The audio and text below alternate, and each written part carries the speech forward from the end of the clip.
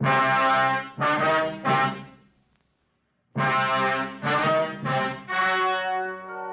story you're about to hear is true. Only the names have been changed to protect the innocent. Fatima Cigarettes, best of all long cigarettes, brings you Dragnet.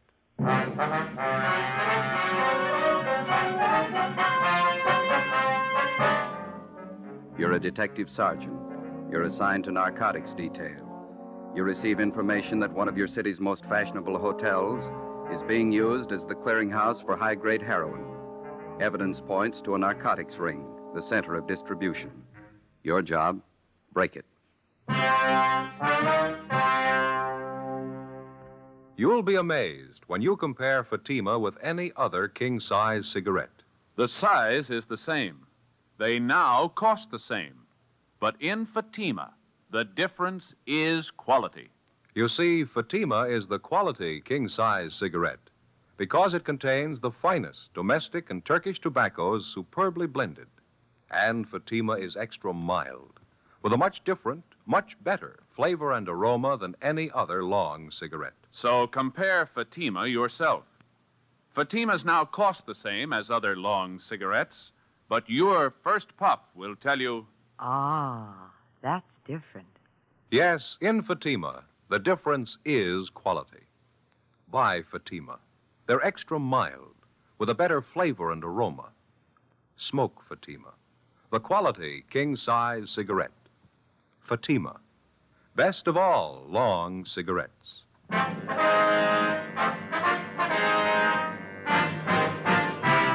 Dragnet, the documented drama of an actual crime. For the next 30 minutes, in cooperation with the Los Angeles Police Department, you will travel step by step on the side of the law through an actual case transcribed from official police files. From beginning to end, from crime to punishment, Dragnet is the story of your police force in action.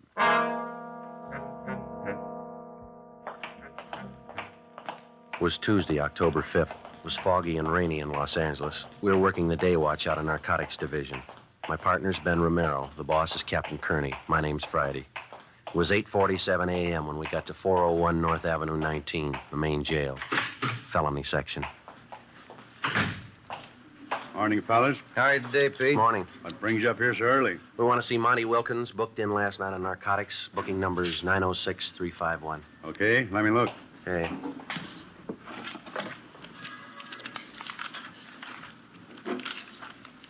Here it is. He's in 103. Thank you, Pete. I'll put it in the book here, Joe. Okay. Here's my gun. You want to check it with yours? Yeah, right. I'll put him away. Okay, Pete.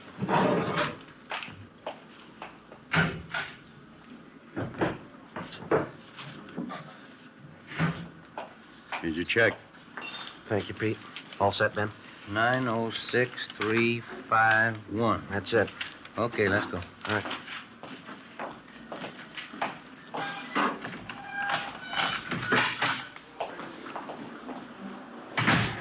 Hi.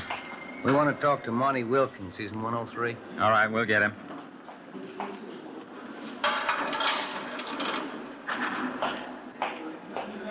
Monty Wilkins, 103 for interview.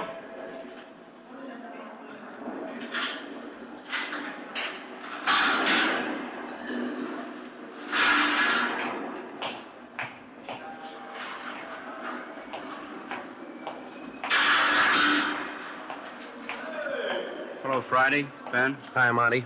Better move out of the way there. He wants to lock that door, Monty. Oh, yeah.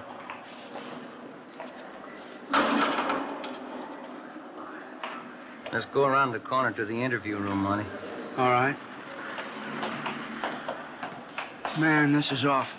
What's the matter? Don't you feel good? I feel awful. Pretty sick. You look bad. I'll get the light. Okay, Ben.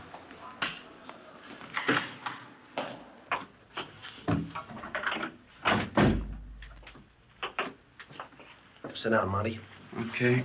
Thanks. Well, it's been about a year and a half, hasn't it, Monty? About that long, yeah. We got you for possession that time, too, didn't we? Yeah, that's right. How long you been on the stuff this time? Well, I guess I've been hooked bad about a month. How much you shooting? Oh, about 2 caps a day. When you were picked up down in Slauson last night, you had 7 caps on you. Yeah, that's right. We checked with the crime lab. They've run the stuff. It's not the usual Mexican, is it? That's right. You want to tell us about it? Yeah, it's good stuff. It's not Mexican. We know that, Monty. Where'd you get it? Haven't had anything like that for a long time. Real good. Hadn't been cut.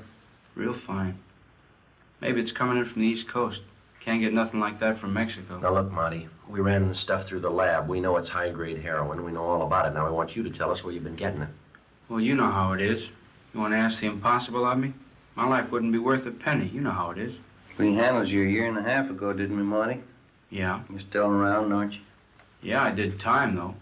Well, you knew that going in. You're going to do time this trip, too. So don't shoot us that line, huh? Well, you guys know how it is with us guys. I can't tell you anything. No, it isn't that you can't. You just don't want to. Now, look, we didn't come up here to spend the time of day with you, Wilkins. This is the only time around. If you want to help us, you can help yourself at the same time. It's up to you. You mean you can clear me on this? You can give me a break? We didn't say that. We can't make any promises to you or give you any kind of a break.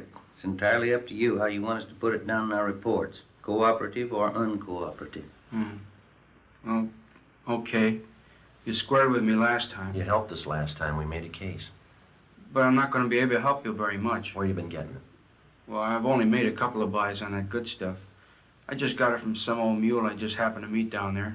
Seemed to be pretty well loaded with the stuff. Where'd you meet him? Oh, down near 5th and Spring somewhere. What's his name? I never did know his name. I just knew that he was pushing the stuff. Some old mule, that's all. Who's he pushing it for? Now, you know they never tell us guys where they're getting it. You know how they do. Yeah. I never did talk to him very much. I did hear him say once he was getting his stuff from a new bunch of guys from the East. Said they were really going to open up this town. The way he talked, they're no small-time operators. I got enough out of it to know they're working out of the Plaza Royal Hotel. Never figured that, would you? Anything else? Any names mentioned? Yeah, I remember this old mule mentioned a couple names. I think he talked about somebody named Kirk and another guy called Smith. Now, you understand, this guy was just talking. I don't know how they fit in or what the connections are. Yeah, we understand. Where can we get a hold of this old mule? I don't know where he's at. How do you get a hold of him when you want to make a buy? I just run into him, that's all. Down around Spring Street. You know, just around. The last time I was down, I couldn't find him. Is that all of it, Monty? All you can tell us? Well, I don't know too much anyway. You know how it is. I couldn't tell you any more. That's all I know. All right, let's get on to this 510 if that's all you got. And that's everything I got. Hope you fellas will write me up okay. I think I helped you quite a bit, haven't I? One of the best hotels in town, Plaza Royal. Never would have figured that, would you? Maybe. I've told you quite a lot. The rest ought to be easy. No, you're wrong there, Monty. Why? You haven't told us the name of your mule. You haven't told us where we could find him. You haven't made it so easy. That's all I have. I've told you a lot. Yeah, there's a lot you didn't tell.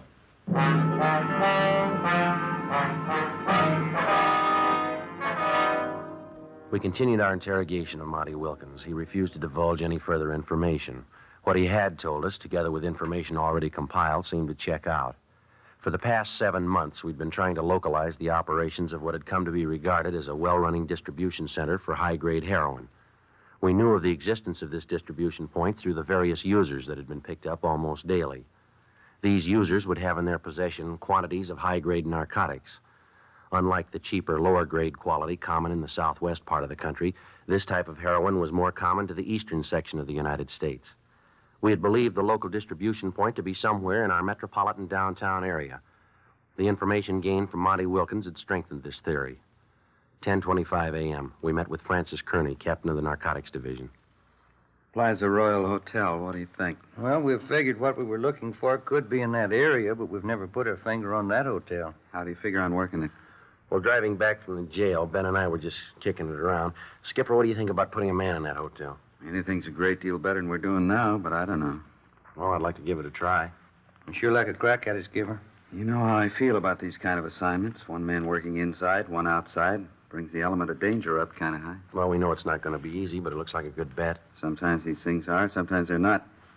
You know what kind of a bunch they got to be. Been running their racket just about as smooth as it can be run. You know the kind of a risk a man would have to take if he tried to make contact with any of them. Well, we think it's about the quickest way to get to them. Well, maybe it might be worth it.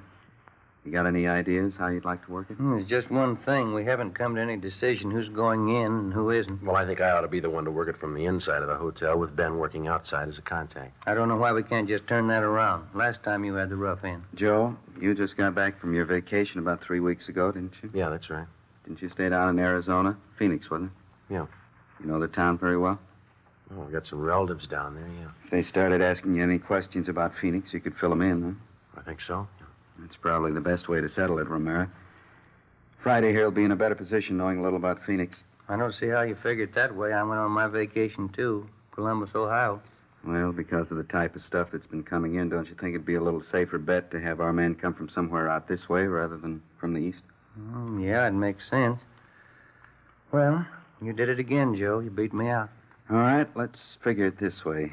You're a local Phoenix hoodlum. Things got too hot for you down there, and you came up to L.A. to cool off. Yeah. How about Joe Edwards? How's that sound? That sounds right to me. We'll get all the necessary cards, identification papers, and a few letters to carry around with you, all under the name Joe Edwards. All right. I think the best way to work it is for you to hop right down to Phoenix.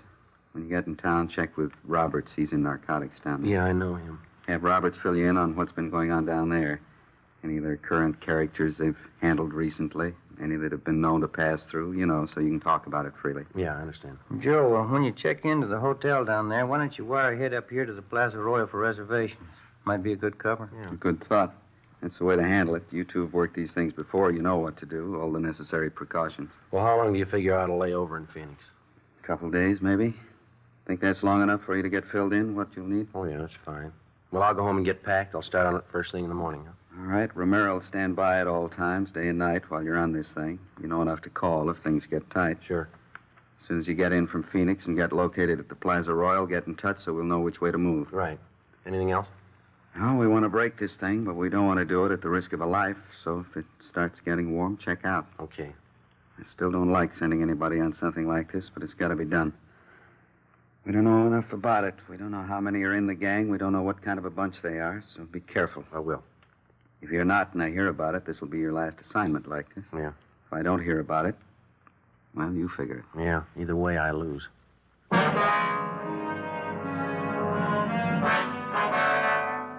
I went over to the photo room at the crime lab and picked up the identification papers that had been made out in the name of Joe Edwards.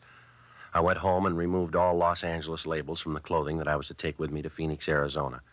I removed all my personal identification and Los Angeles Police Department credentials.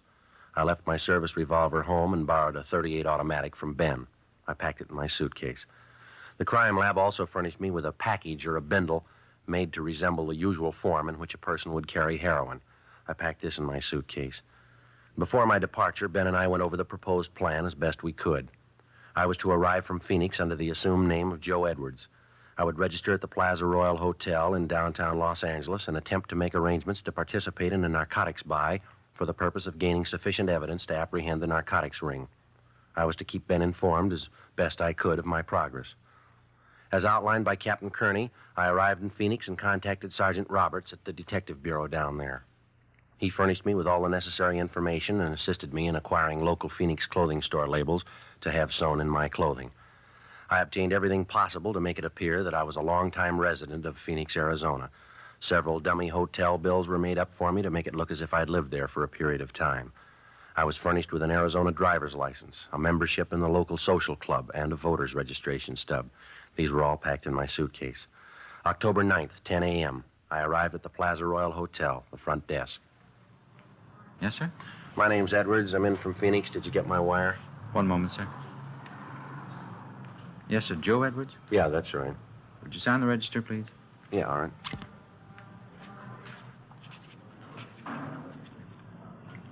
Thank you. Bud? Yes, sir. Would you show this gentleman room 211, please? Yes, sir. This way, please. All right, thank you.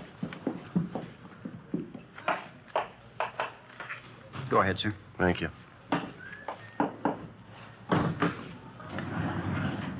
2, please.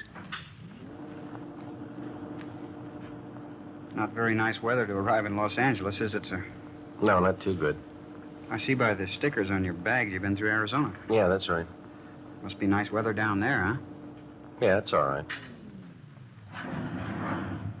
This way, sir. Thank you.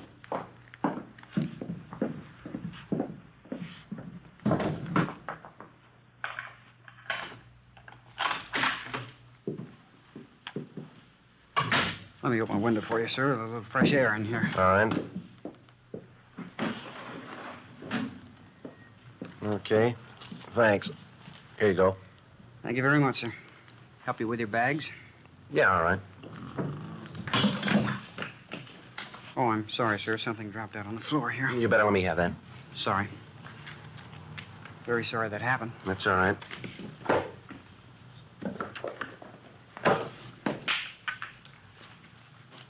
Mr. Edwards, while you're in town here, if there's anything I can do for you, don't hesitate to let me know. Yeah, okay. I couldn't help but notice that little package there that I dropped. Yeah. Well, like I say, I know my way around here in this town. If you need anything, anything at all, sir. I'll tell you what. Now, here's $5. You never saw anything fall out of my bag there, right? Anything you say, sir. Okay.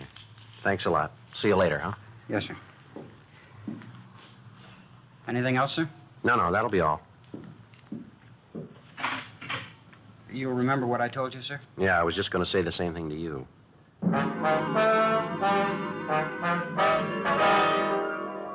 I couldn't be sure, but it looked like I'd been lucky right from the start. The bellboy at the Plaza Royal Hotel. I didn't know if I could consider this an opening contact or not, but he seemed to show more than a passing interest in the bindle of narcotics that he had seen fall from my suitcase.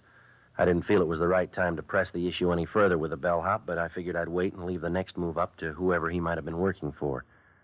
During the next 3 days, nothing happened. I tried, without appearing to be too bold, to arouse some interest, but without success. October 13th, my 5th day at the Plaza Royal Hotel, 6 p.m. I went in the bar off the main lobby. I beg your pardon? Yeah. Kirk Harding's my name. I noticed you here in the bar the last couple of nights. You up here to buy a little, or are you selling? I don't believe I follow you, Harding. Look, boy, we've had you tabbed since that first day you hit town, October 9th. We haven't been out here too long ourselves. We're in business, too. Same business you're in. Well, I don't know what kind of business you think I'm in, but you got it figured wrong, mister. You know, this entire matter'd work out much better for you in the long run if you'd level with me. You're just going to make it tough on yourself this way, Edwards. Well, I'm sorry. You lost me way back somewhere. All right, let's do it the hard way. You're up here from Phoenix. We know you've got some stuff with you. We know you're not a user. You're a member of the social club down there. You're a registered voter. Oh, you've been working real hard, haven't you? Well, there's more. You got 2 pieces of luggage. You're carrying a .38 automatic. Any more? Yeah. There's a telegram from a friend of mine down in Phoenix. Yeah? We know all about you, mister.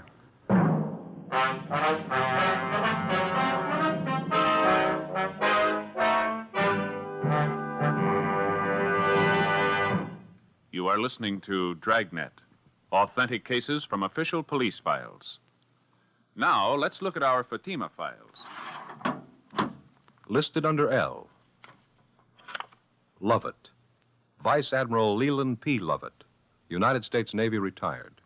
He says, I smoked Fatimas when I was a midshipman. I still do, because they have a better flavor and aroma. Fatima is easily the best of all long cigarettes. Friends, more smokers now insist on king-size Fatimas than ever before, because in Fatima, the difference is quality. quality of tobaccos. The finest domestic and Turkish varieties, extra mild, superbly blended, to give you a much different, much better flavor and aroma. Quality of manufacture. Smooth, round, perfect cigarettes. Rolled in the finest paper money can buy. Manufactured in the newest and most modern of all cigarette factories. Quality, even to the appearance of the bright, clean, golden yellow package, carefully wrapped and sealed to bring you Fatima's rich, fresh, extra mild flavor. So, if you smoke a king-size cigarette, compare Fatima. You'll find they now cost the same. But your first puff will tell you, Ah, that's different. yes, in Fatima, the difference is quality. Buy Fatima. Smoke the quality king-size cigarette. Fatima. Best of all long cigarettes.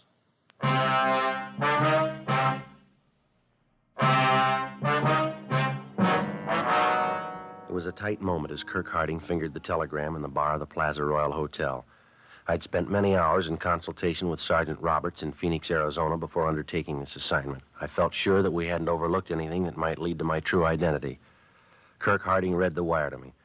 It was from a man by the name of George Ferguson. He'd done some legwork for Harding and had not been able to furnish him with anything other than what had been found out in going over my room. I knew I'd found the contact that I was looking for.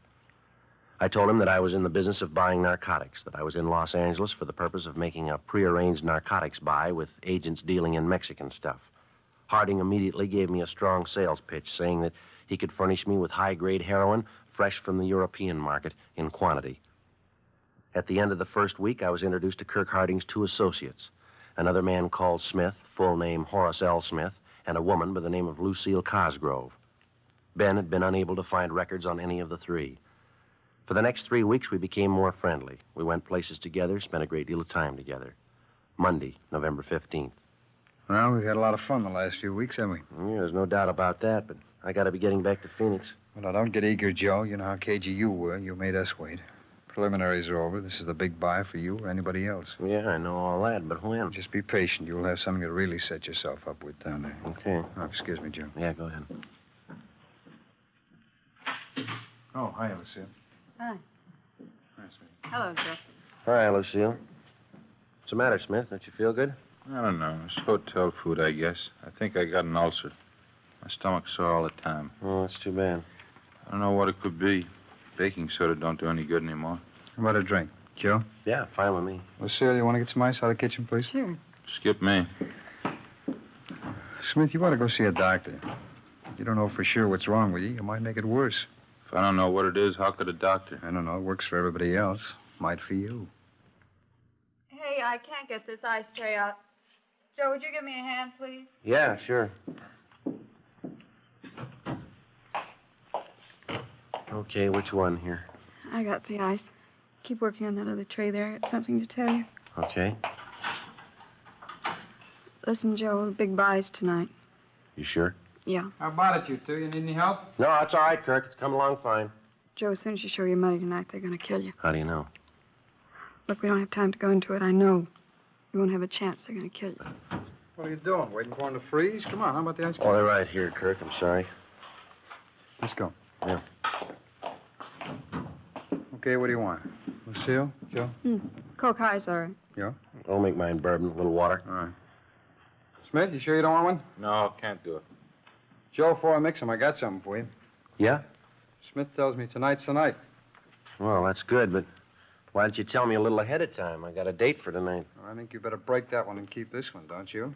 Well, yeah, I do, but just wish you'd have told me a little sooner.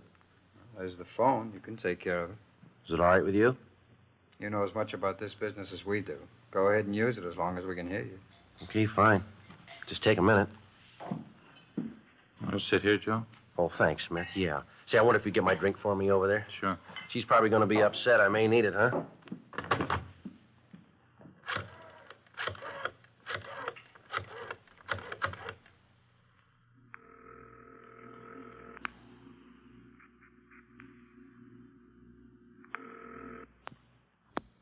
Romero talking. Hi, honey. This is Joe. Oh, yeah, Joe. I'm sorry I won't be able to make it tonight, dear. You can't talk, huh? That's right, dear. No, I just can't get out of it. I'll do the talking, Joe. Is it by tonight? Yeah, well, it just came up all of a sudden. Where do you know? No, darling, I can't tell you where I'm going. You couldn't go along anyway. Okay, we'll be with you 5 minutes from now all the way. Where are you now, at the hotel? Well, that's the way it is, and I can't help it, that's all. Maybe we can get together later, huh? We'll use one car, Joe. We'll stick as close as we can to you. One car ought to be safe, huh? Well, that's better, honey. Now, that's the way I like to hear you talk. I'm sorry. And I'll see you later, huh? We'll be with you. Okay, dear. Well, she still love you? Yeah, she loves me. 15 minutes after I hung up, we went downstairs and got into a green Chrysler sedan. It was parked out in front of the hotel. I looked around. I didn't see Ben or any of our cars in sight. Smith drove, and Kirk and I got in the back seat. The woman, Lucille Cosgrove, remained at the hotel.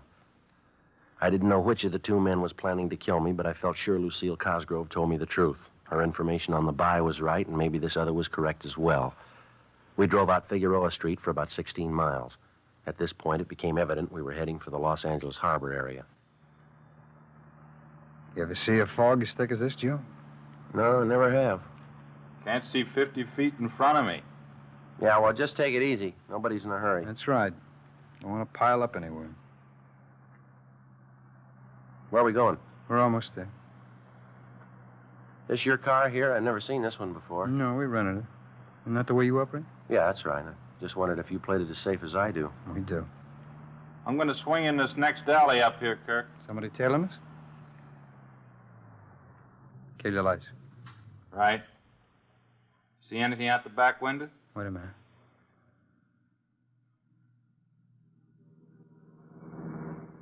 How'd they go? How'd it look? 2 guys in the front seat. Could have been somebody. What do you think, Joe? How'd it look to you? Well, whoever it was, we lost him anyway. Yeah. Okay, let's go.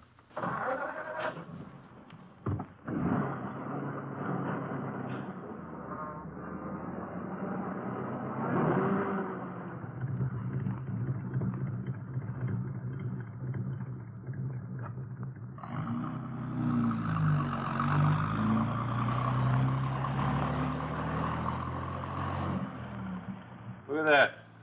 Clear spot here in the fog. Don't see a soul anywhere. It's fine. We almost there now? Yeah, just around the corner. This is a break, isn't it? Fog's clear right in here. All socked in back up there. Well, we're as safe as you'd want to be, huh? Yeah, that's right. This is it. Over by the storage building? Yeah, that's right. Come on, let's go.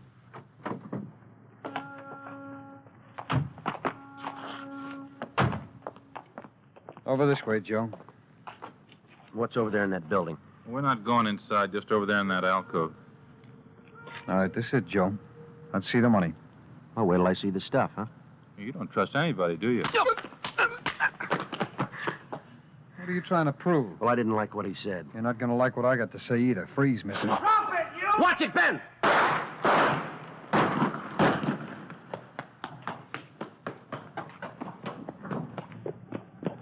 He ducked in this alcove. Oh, take care of that one there. All right, easy, huh? Yeah, you see him? No, it's too dark. There he is. That's enough!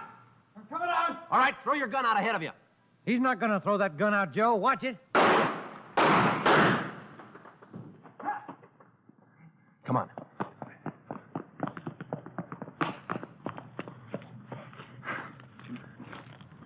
There's his gun. Yeah, I got it. You want to shake him down? Yeah. Come on. Yeah. On your feet. Where'd you get hit? My shoulder. Let me see. You're all right. Just grazed you. You're a cop, aren't you? Yeah, that's right. Now, come on, let's go. Where's his stuff? On the back seat in my car. Now, you tell me something. Why'd you slug Smith? I just wanted something I knew you'd never give me. What's that? An even chance.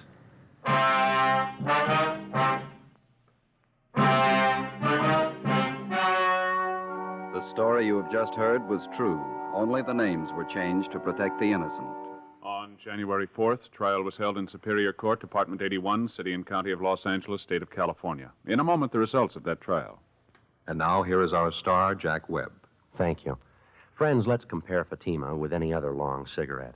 Now, Fatimas are the same length, 85 millimeters. Fatima has the same circumference, 1 1/64 inches around. And Fatima filters the smoke exactly the same long distance as other king-size cigarettes. But in Fatima, the difference is quality. You get extra mildness, a different, much better flavor and aroma. That's right. Fatima gives you all the advantages of extra length plus Fatima quality, which no other king-size cigarette has. Tomorrow, buy Fatima.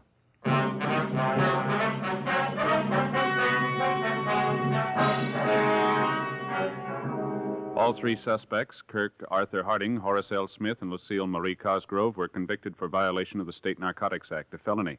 Harding and Smith were convicted on 1 count of attempt to commit murder. They are now serving their terms as prescribed by law in the state penitentiaries. You have just heard Dragnet, a series of authentic cases from official files. Technical advice comes from the Office of Chief of Police W.H. Parker, Los Angeles Police Department.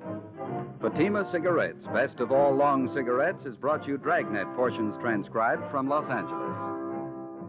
Stay tuned for Counter Spy, next over most NBC stations.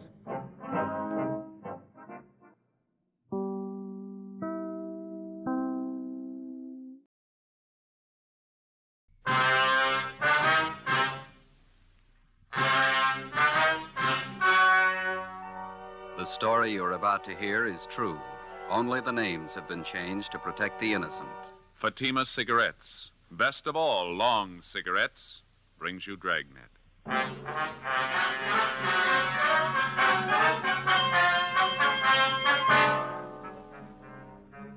You're a detective sergeant. You're assigned to missing persons detail. A 10-year-old boy disappears from his home in a remote section of the city. 2 nights and 2 days pass. There's not a trace of the boy. Your job, find him. Friends, compare Fatima with any other king-size cigarette. You'll find a world of difference. Yes, in Fatima, the difference is quality. Quality of tobaccos. The finest domestic and Turkish varieties. Extra mild, superbly blended. To give you a much different, much better flavor and aroma. Quality of manufacture. Smooth, round, perfect cigarettes. Rolled in the finest paper money can buy. Manufactured in the newest and most modern of all cigarette factories. Quality. Even to the appearance of the bright, clean, gold and yellow package. Carefully wrapped and sealed to bring you Fatima's rich, fresh, extra mild flavor. So compare Fatima yourself today.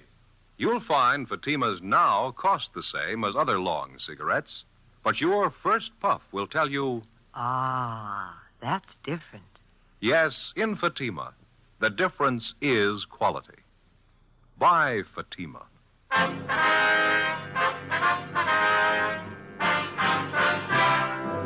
Dragnet, the documented drama of an actual crime. For the next 30 minutes, in cooperation with the Los Angeles Police Department, you will travel step by step on the side of the law through an actual case transcribed from official police files. From beginning to end, from crime to punishment, Dragnet is the story of your police force in action.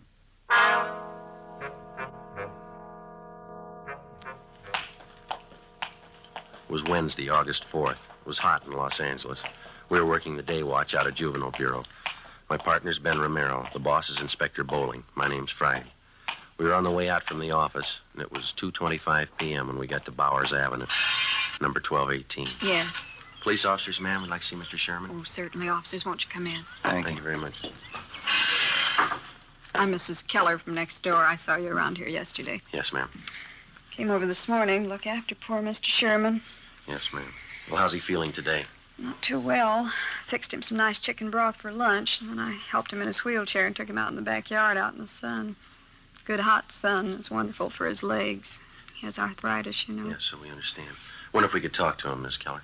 Well, yes, I guess you have to. He's still out in the back sleeping in his chair last time I looked.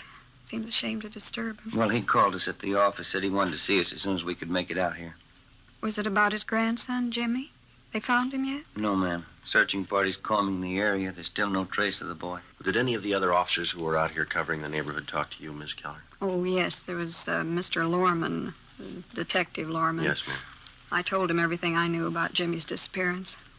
It was right after dinner hour on Monday. It was about 6:30 last time I saw Jimmy. I see. I came out the side door to empty the garbage, and I saw Jimmy hiking up the side of the hill there, just in back of the house, all by himself. A nice boy. As far as you know, Mrs. Keller, Jimmy is Mr. Sherman's only living relative. That's right. His only relative, his only grandchild. Mm-hmm. Jimmy's mother and father were killed in an auto wreck. That was 3 or 4 years ago. Sherman's had a terrible lot of tragedy.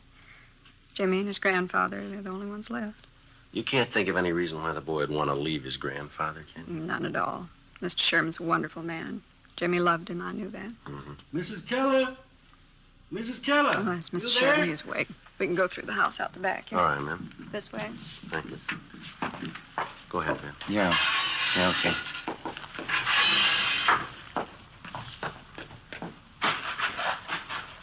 Visitors for you, Mr. Sherman. How are you feeling? All right, I suppose. Hello, Sergeant. How are you, Mr. Sherman? What about the boy? Have you found him yet? Well, nothing yet, Mr. Sherman. We've added more men to the searching party. We're doing everything we can. Gone 2 nights and 2 days. Tell me the truth, Sergeant.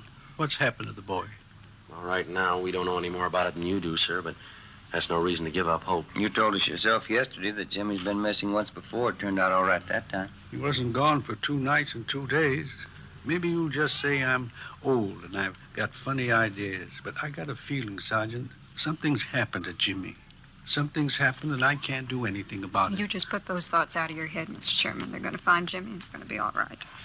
Why don't you pull up those lawn chairs there, Sergeant? All right. I'm going to go in the house and fix some cold lemonade for you men. Well, thank you, ma'am. We got your phone message at the office, Mr. Sherman. Anything special you wanted to talk to us about? Yes, there was something. When you were talking to me yesterday, Yes, sir. I told you that Jimmy had on a brown jacket when he disappeared Monday night. Yeah. I was wrong, Sergeant. We found the jacket in his room. All he was wearing was a pair of blue jeans and this white sweatshirt.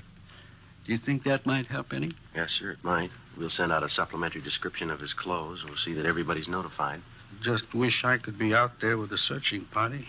Arthritis is pretty bad today. Caught me at a terrible time. Don't know what I'd do if anything happened to the boy. I know we've asked you this before, Mr. Sherman, but can you think of any reason at all why your grandson would want to leave home? No, sir, no reason at all. Those 2 collie pups over there in the pen. Jimmy just bought them last week with his own money. Saved up to get them. I see. The boy's crazy about dogs. That's why I say he just wouldn't pick up and leave everything. The boy and me got along fine. No reason for it, Sergeant. Something's happened to the boy. I just got a feeling. Officer, Yes, ma'am? a telephone call for either one of you. I get it, Ben. I'll be right back. Yeah, right.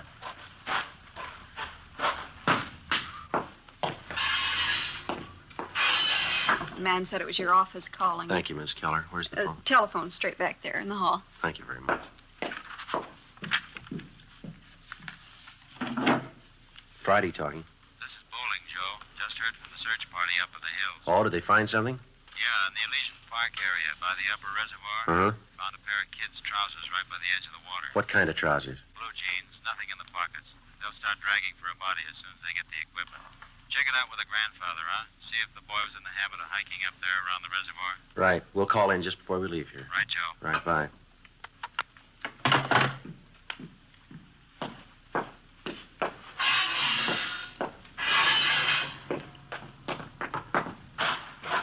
Well, there's your lemonade, Sergeant. Just poured it for you. Nice and cold. Thank you, ma'am. What was it, Sergeant? Something about the boy? Well, nothing definite, no, sir. Just a report on the search party. They're still up in the Elysian Park area.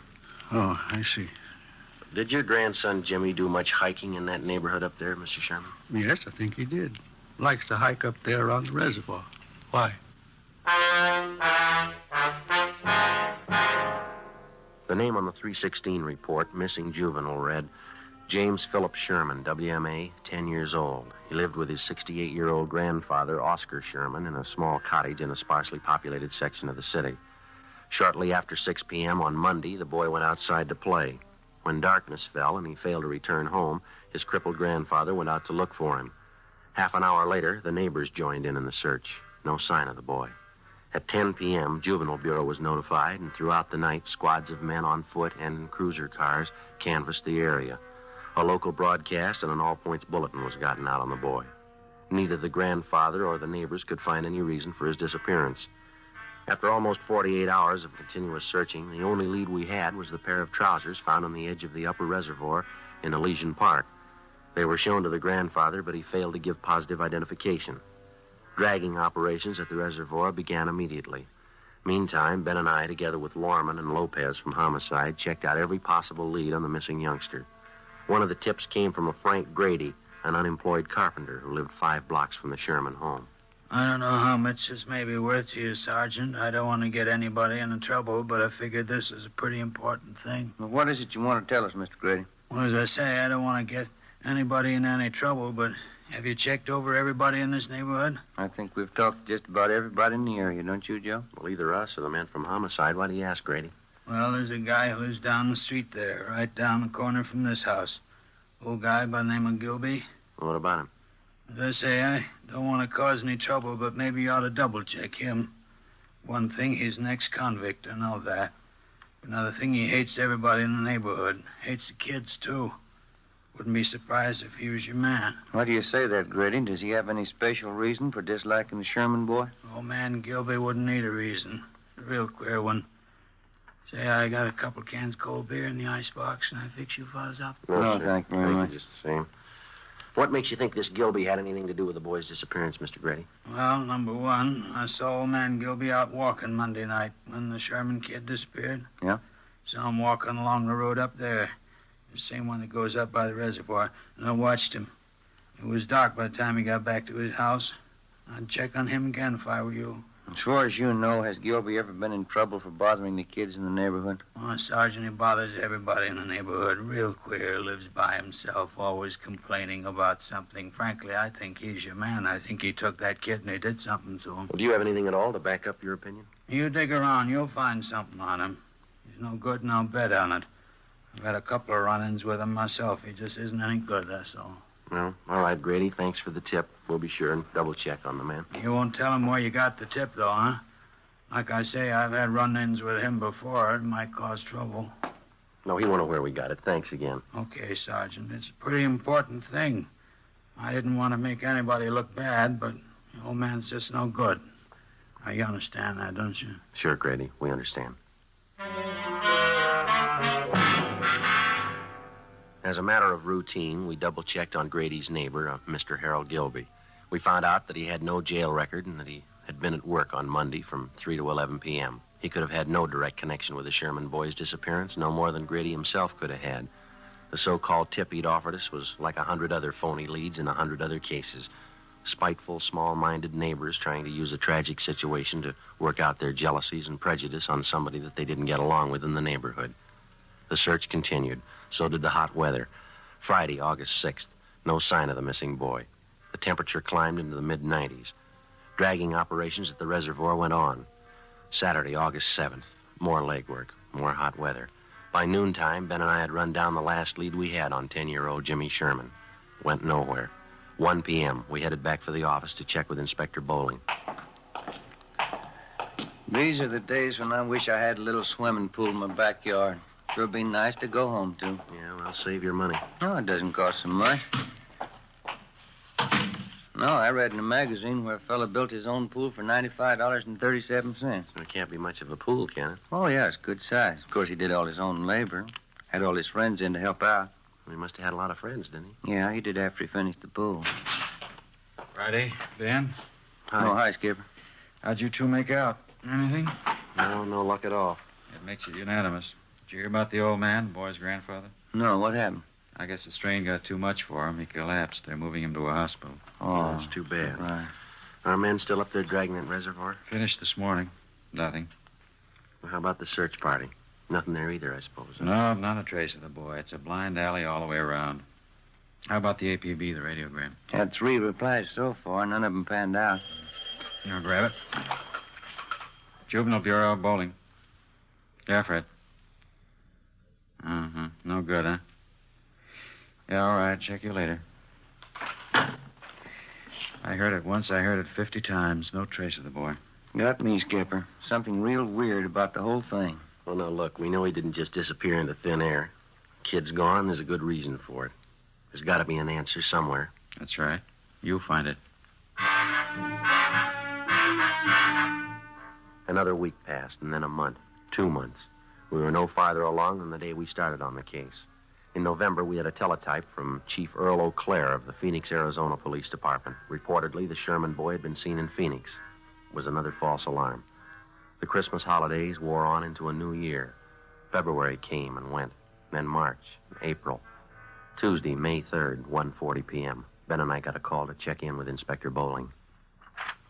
This telegram just came in from Dayton, Ohio. Have a look. Thank you. Let's see, Joe. What is it? Jimmy Sherman. They found him. 9 months had gone by, almost to the day, since the Sherman boy had disappeared. The grandfather was contacted immediately. When he was told his grandson had been found and that he was safe, the old man was unable to answer. He broke down and wept.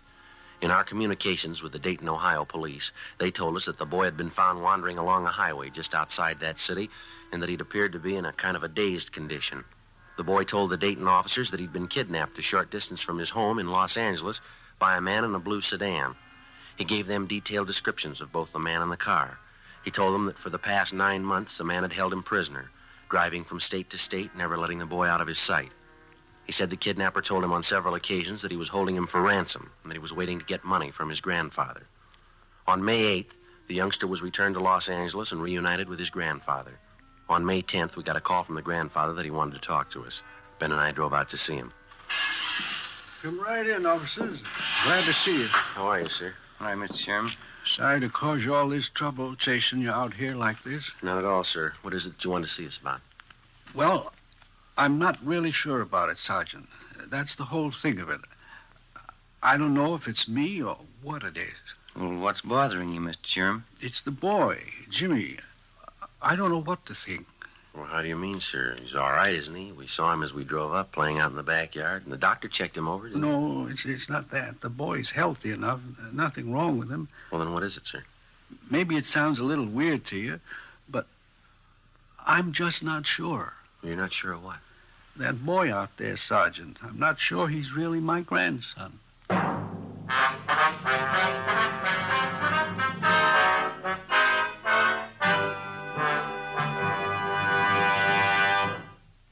You are in the communications division of a metropolitan police department, the teletype room.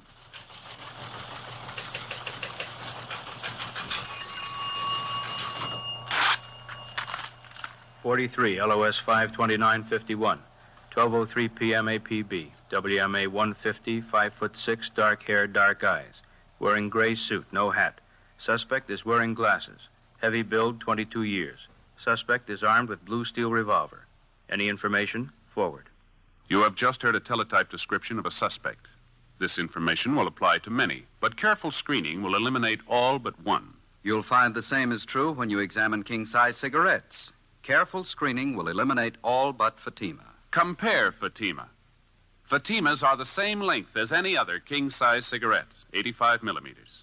Fatima has the same circumference, 1 1/64 inches around. And Fatima filters the smoke exactly the same long distance as other king-size cigarettes, but in Fatima the difference is quality. Fatima gives you extra mildness, a much different, much better flavor and aroma. You get all the advantages of extra length, plus Fatima quality, which no other king-size cigarette has. So compare Fatima yourself. Your first puff will tell you... Ah, that's different. Yes, in Fatima, the difference is quality. Best of all, long cigarettes.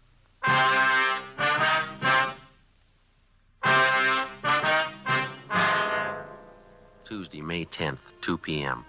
When the aging grandfather, Oscar Sherman, told us that he wasn't sure whether the recovered boy was really his grandson, Ben and I didn't know what to think. Our first reaction was that the shock of recovering the boy after he'd almost been given up for lost had been too much for the old man. Mr. Sherman admitted that there was no physical difference in the boy as far as he could see, but he still insisted that there was something wrong, that the boy seemed different somehow. To satisfy the grandfather, Ben and I talked to the boy, but he failed to give us any reason to believe that he was not Jimmy Sherman. We checked with the boy's friends, all the people in the neighborhood who'd known Jimmy over a period of years. They confirmed our opinion. A few thought that the youngster had changed a little, but no one had any serious doubts about it. The boy was really Jimmy Sherman. So the matter was dropped. Thursday, May 12th. Ben and I had lunch, and then we checked back in at the office. Joe, want to grab that? Yeah, I'll get it. Juvenile Bureau, Friday. Sergeant, this is Mr. Sherman talking. Yes, sir. Mr. Sherman, Yes, sir. How are you? I want you to come out and take this boy, Sergeant. He's not my grandson. I'm sure of it. Well, how do you mean, sir? This boy's got a scar on his side. He's had his appendix out. Yes, sir. My grandson never had an operation in his life. Before we left the office, Ben and I briefed Inspector Bowling on the phone call from the grandfather, then we drove back to the Sherman house. While Oscar Sherman didn't claim that he knew his grandson's complete medical history, he was certain that the boy had not had his appendix out and that he had not had an operation. He told us that his neighbor, Mrs. Keller, could substantiate that she had known Jimmy since he was a baby. We put in a call to the Sherman's family doctor. He wasn't in. We left a message, and then we went next door to see Mrs. Keller. We found her in the kitchen washing dishes. I just got a couple more to rinse. Can you wait a minute? Yes, go right Of course we can.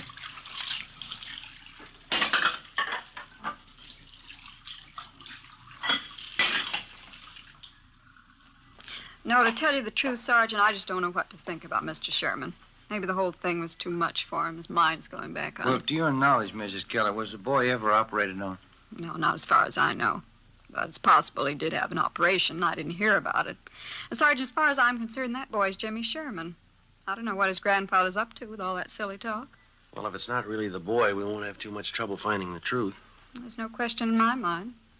course it's Jimmy. Why, when he was over here the other day, he talked about the party I gave for him one Halloween. He even remembered the children who were there. Mm-hmm.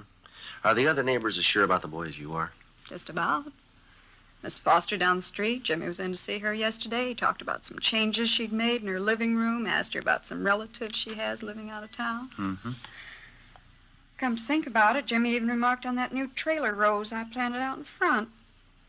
Besides, there's the boy's dogs. Why, they knew that youngster the minute he set foot in the yard. Yes, ma'am. Well, thank you very much, Mrs. Keller. If we have any more questions, we'll contact you. Is that all right? All right, Sergeant. Couldn't fix you a cup of coffee, could I? No, thank you, Miss Keller. Take the time now. Poor old Mr. Sherman. I don't know what to make of it. He's so mixed up. Yes, ma'am. So are we. We left the neighbor, Mrs. Keller, and went back next door to the Sherman house. The grandfather told us that the family doctor hadn't returned our call yet. At 3:30 p.m., the boy came home from school, changed his clothes, and went out into the backyard to play. We figured we had nothing to lose in talking to the boy again. We found him in the small workshop at the rear of the garage where he was sawing on a piece of plywood with a hacksaw. We talked to him for about 20 minutes. It was no different than the first time we interviewed him. He was relaxed and talkative. Say, would you hand me that hammer there, officer? Oh, yeah. Yeah, here you go. Thanks. Well, if I ever get this thing finished, it's going to be the best coaster around here. These are the wheels I'm going to put on it. Pretty good, aren't they? Yeah, they look fine, son. Do you like building things, coasters and things like that? Oh, yeah, I like it all right. It's fun. Your granddad says you've changed quite a bit since you got back, Jim. Says you didn't like working around the shop here before. Well, I guess I don't really. You know, once in a while I like to come out and fool around. Mm-hmm. Have you seen Mr. Barlow down the street since you've been back? Mr. Barlow? No, I went down to see him, but he wasn't home. Maybe I'll go down and see him tomorrow. His name isn't Barlow, is it, Ben? I thought it was Robinson. Oh, yeah, that's right, Mr. Robinson. Sometimes I forget. How do you and your grandfather get along, Jim, all right? Oh, sure, every once in a while looks kind of funny at me. I don't know. I guess he's still worried about that man taking me away, you know, and all. Uh-huh. How you been feeling lately, Jim, okay? Sure, I feel fine. Hardly ever get sick. There, that's good. You ever been in the hospital, son? Uh-huh, just once. Had my appendix out. I hate hospitals. Can I have that can of nails there, please? Oh, yeah. Yeah, here you are. Gotta make this good and strong, you know. I'd like to ask you a question, son. Yeah? What's your real name? I'm Jimmy Sherman, you know that. No, I'd like to have the truth, son. Who are you?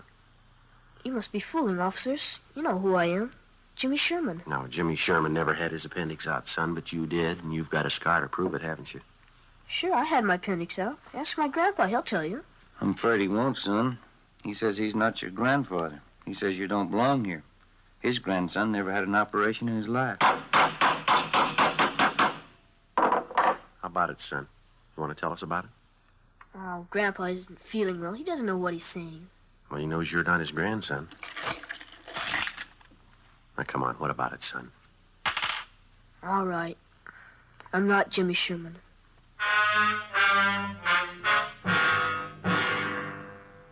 He told us his real name was Donald Rush.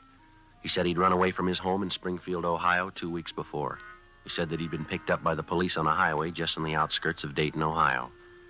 On returning the boy to the station, the police officer saw that he fitted the description of the missing California boy perfectly. It was almost as if the two were identical twins. Under the impression that the youngster was suffering from shock or amnesia, the police officers told him all about his home and his friends in California. They gave Donald Rush all the information that they had on the missing Sherman boy. All the newspaper stories, pictures, the dozens of teletypes and circulars which had been sent across the country in an effort to locate the missing youngster. On his way out to California on the train, the Rush boy was given dozens of newspapers to read, which contained thousands of words concerning the disappearance of Jimmy Sherman. So by the time he got to Los Angeles, Donald Rush knew everything he had to know about the boy he was impersonating. We questioned the Ohio youngster further. Besides an exceptionally high IQ, he admitted to having an almost photographic memory. We took him in the house to face the grandfather of the boy that he'd been impersonating, the boy who was still missing. Mr. Sherman. Yes, Sergeant. Sit down, won't you? The boy here has a confession for you. He wants to tell you himself. I think I know. I was right all along, wasn't I, Sergeant? I didn't mean anything by it, mister. I just thought it'd be fun to make out like I was somebody else for a while. You wouldn't know the difference, would you, Sergeant? No, sir. I'm afraid I wouldn't. That picture over there on the mantel and the boy here, they look exactly alike to me. There's only one thing I'd like to know, son. Yeah? Why'd you do it? Why'd you try and fool me? Oh, I don't know, mister. I ran away from home, and the cops picked me up near Dayton. They thought my name was Jimmy Sherman. They said I was a missing kid from California. Why didn't you straighten them out right then, son? I was kind of afraid, and if I told them what my real name was, they would have sent me back home. So I just let them think I was really Jimmy Sherman. And they seemed to be pretty sure I was. How long did you think you could keep it up, son, pretending you were somebody else? I don't know. Guess I never thought much about that. I got here, and everybody was nice to me.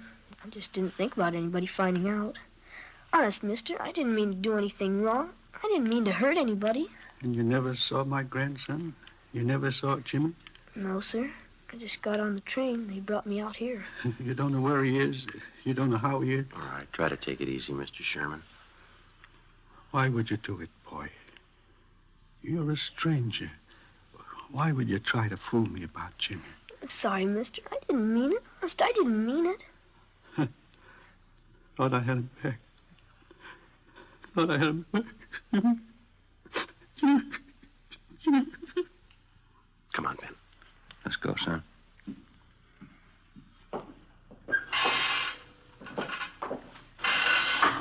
didn't want to make him cry like that, Sergeant. Honest, I'm sorry.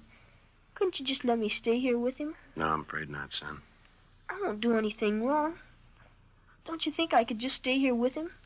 I'll go right back in there now and tell him I'm sorry. Yeah, I'm sorry too, youngster, but you're not the boy he's looking for.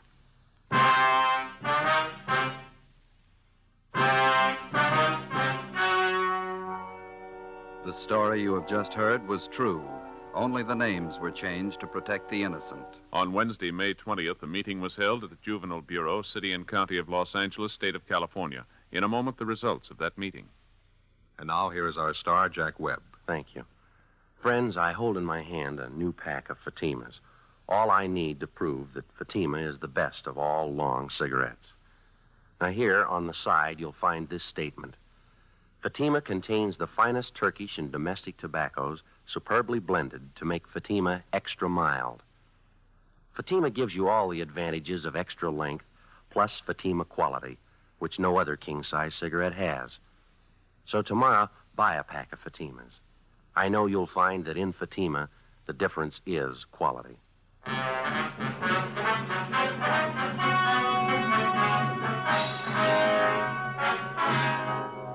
Donald Rush, who impersonated missing 10-year-old Jimmy Sherman, was returned to the custody of his parents at their home in Springfield, Ohio.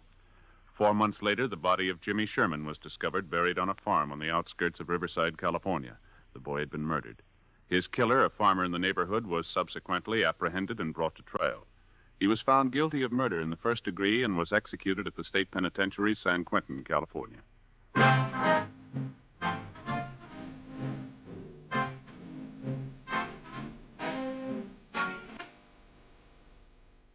You have just heard Dragnet, a series of authentic cases from official files. Technical advice comes from the Office of Chief of Police W.H. Parker, Los Angeles Police Department.